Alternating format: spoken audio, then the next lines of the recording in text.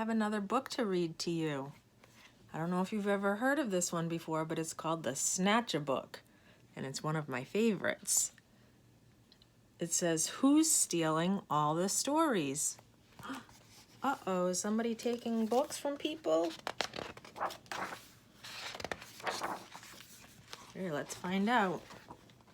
This book's a little bit big, so let's see if I can. One dark, dark night in Burrow Down, a rabbit named Eliza Brown found a book and settled down.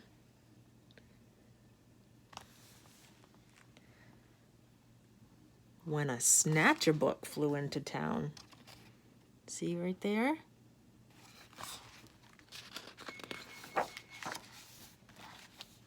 In every house and every bed, a bedtime book was being read. I don't know if you can see, if I put it up close, see everybody reading their stories? Inside the trees. The little squirrels and chipmunks. And a badger, I think. Tales of dragons spitting flames, witches playing spooky games.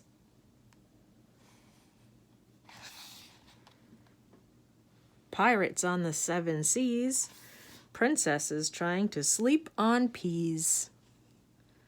Every child in every bed listened hard to each word said. All their mommies and daddies are reading them bedtime stories.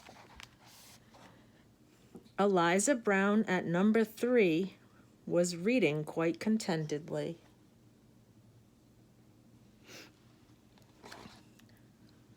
Her curtains opened just a chink.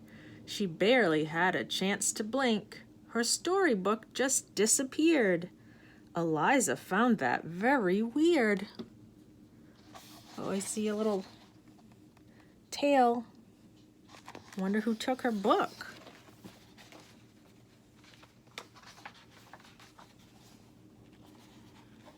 The little owls on Mommy's lap were quite surprised to hear a tap against their bedroom window glass. Tap, tap. The noise came really fast.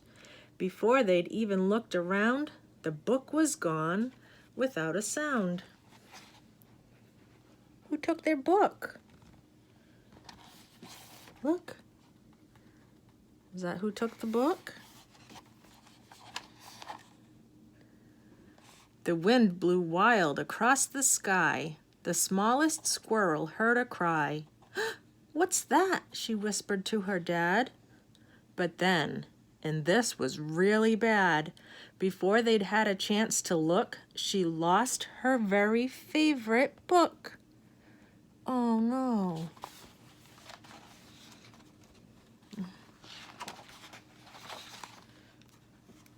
And so it went, night after night. Books disappeared from left and right.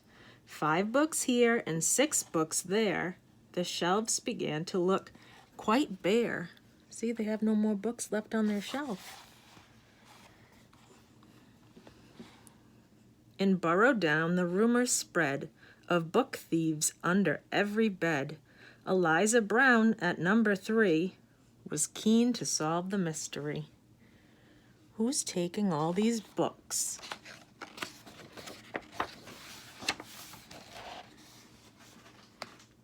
She planned one night to lie in wait and use a pile of books as bait. Long hours passed without a peep. She'd nearly fallen fast asleep, when suddenly Eliza heard a flap of wings. A bat? A bird? Eliza saw a shadow loom, enormous, right across her room.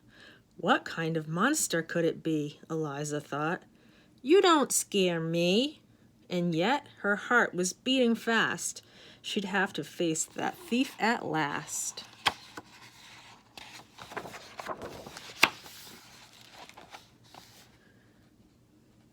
She threw the window open wide and shouted to the thing outside, "Stop stealing all our books right now! Just give them back. I don't care how."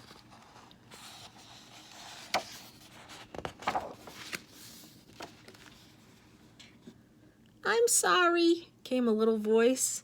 "I really am. I had no choice." Eliza looked down in surprise. She couldn't quite believe her eyes. "So who are you and what's your name?" The creature hung its head in shame. He mumbled with a mournful look, "I'm just a little snatch-a-book."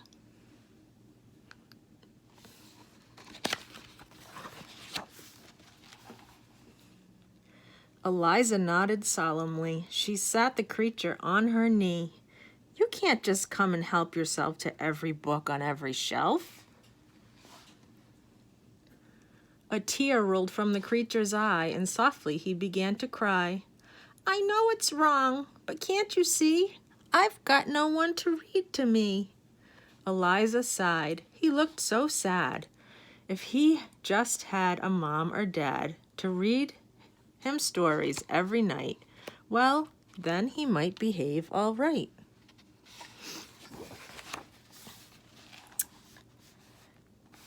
That very night, they hatched a plan. And so the Snatch-a-Book began.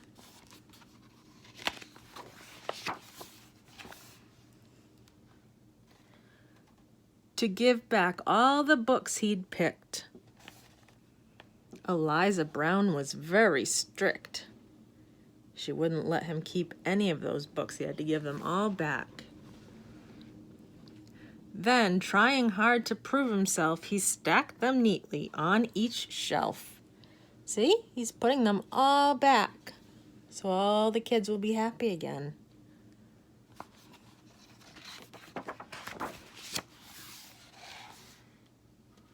And when he'd made his full amends, Eliza called on all her friends. And told them how we'd worked all night to turn a wrong into a right.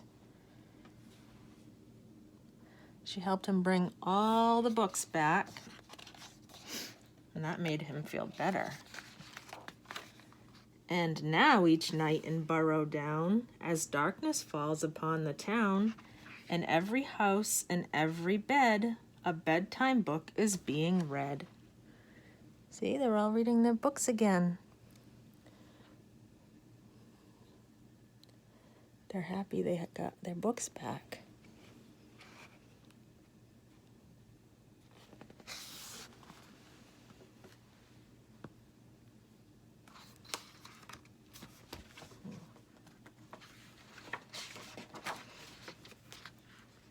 And if you take a closer look, you might just see the Snatch-a-Book perched happily on someone's bed, listening hard to each word said. There he is.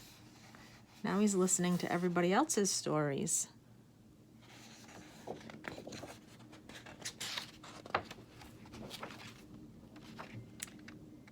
The end. I hope you liked the story and hope everybody's doing well. I'll see you soon. Bye.